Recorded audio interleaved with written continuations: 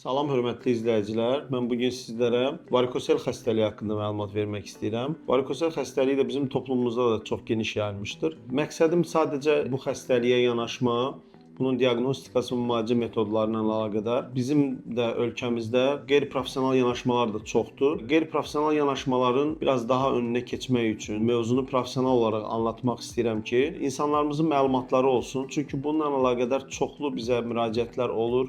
Baxırıq ki, bizdən əvvəl də daha doğrusu xəstəyə müayinə və müalicələr olunub, amma doğru yanaşmalar sərgilənmir. Ona görə mən istəyərdim ki, insanlarımızın bundan doğru, dürüst məlumatları olsun. Ümumiyyətlə, varikosel xəstəliyi nədir, səbəbləri nələrdir, biz necə bilə bilərik bizdə varikosel var, bilsək ondan sonra necə müayinə elətdirməliyik, hansı müayinələrdən keçməliyik və müayinə olunduqdan sonra aşkarlanarsa, hansı müalicə metodlarıyla biz bunu aradan qaldıra bilərik. Birinci növbədə varikosel xəstəliyi haqqında məlumat verim ki, bu xəstəlik kişilərdə xaya venalarında genişlənməklə əlaqədardır. Xüsusən internal spermatik venalar dediyimiz daxili spermatik venalarda genişlənmələrlə əlaqədardır. Bu genişlənmələr də indi irəliləyən dəqiqələrdə onu deyəcəm sizə, normativlərin nə qədər üstündə olanda biz ona deyirik ki, artıq sizdə genişlənmə vardır. Bu xəstəlik kişi toplumunda, populyasiyasında %15-16% hallarda rast gəlinir. Yəni 100 insanı müayinə etsək, onun içərisindən 15-16 nəfərində bu xəstəliyi tapa bilərik. Amma infertilite dediyimiz sonsuzluqla əlaqədar müayinə edilən kişilərin təxminən 35%-də bu xəstəliyə rast gəlinir. Sekonder dediyimiz ikincili sonsuzluqla əlaqədar müayinələrdə isə təxminən 75-80% hallarda biz bu xəstəliyə rast gələ bilirik. Ümumiyyətlə, burada problem nədən ibarətdir? Bu xəstəlik ümumiyyətlə irsi keçir, bunu deyim qabaqcadan.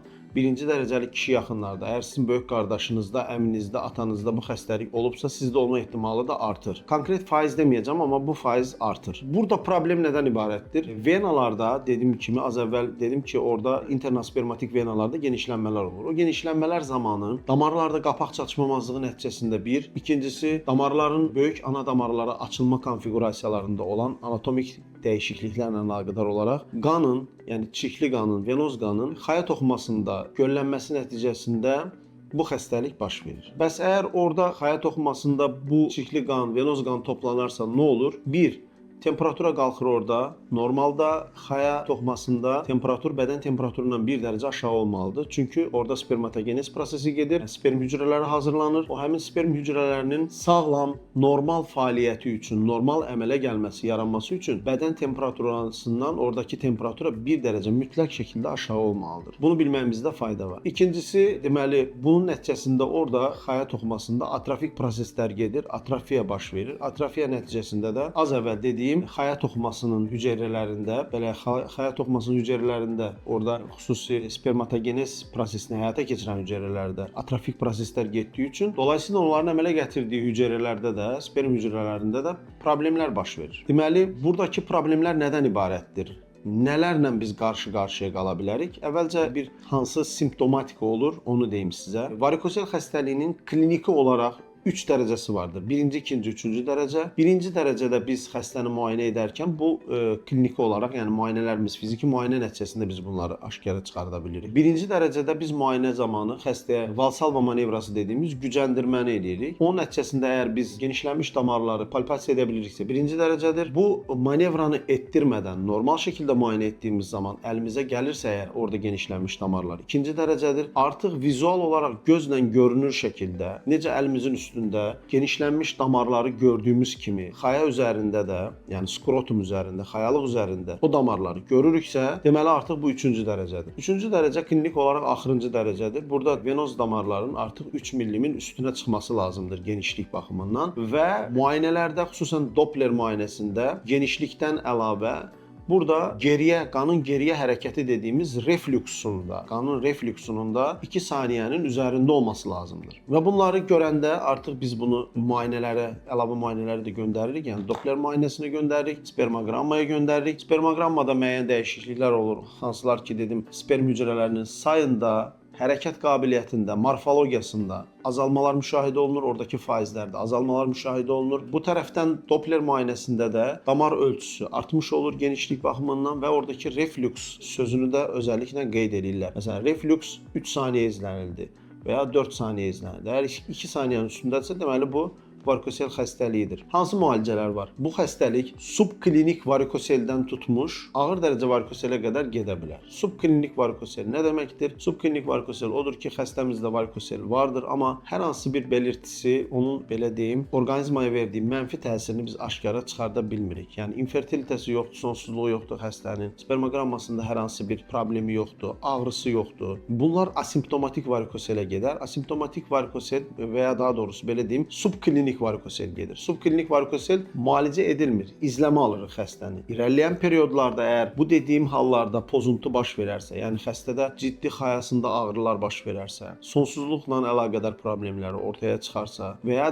irəliləyən səhifələrdə ciddi cinsi problemlər ortaya çıxarsa, o zaman artıq tədbirlər görməyə vaxtıdır. Bu xəstəliyi biz nə zaman əməliyyat edirik? Ümumiyyətlə varikosel xəstəliyi cərrahi bir xəstəlikdir. Əməliyyat ediləcəksə sadəcə cərrahi əməliyyatla çözünə bilər bu.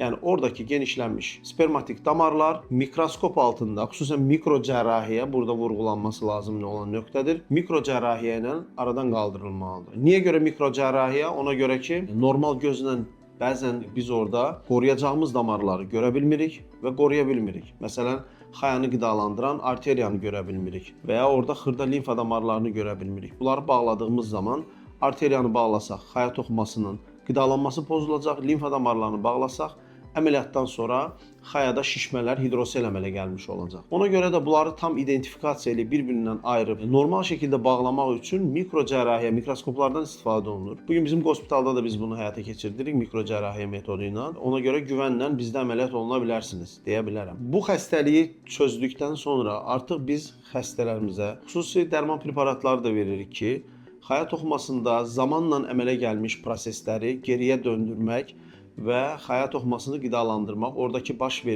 əvvəldən baş vermiş oksidativ reduksiya prosesləri nəticəsində əmələ gələn sərbəst radikalların toxumanın zədələnməsi nəticəsində yaranan prosesləri geriyə çevirmək məqsədimiz olur.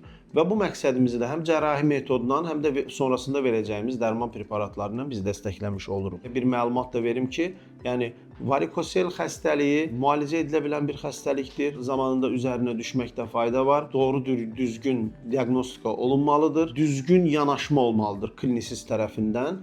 Yəni əməliyyatla əlaqədarmı və ya gözləmlə əlaqədar və s. Bir də onu haşiyə çıxaraq onu qeyd edim ki, varikosel xəstəliyi demək yeniyetmə dövründə də, hətta pediatrik yaş qrupunda da əmələ gəlir, yeniyetmələrdə də olur.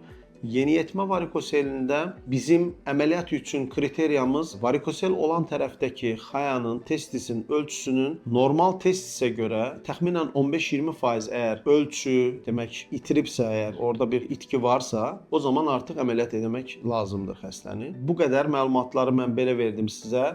Yəni bununla əlaqədar suallarınız olarsa bizim videonun altına yaza bilərsiniz. Bizim Facebook səhifəmizdə yaza bilərsiniz. Biz onları cavablandırarıq. Təşəkkür edirəm.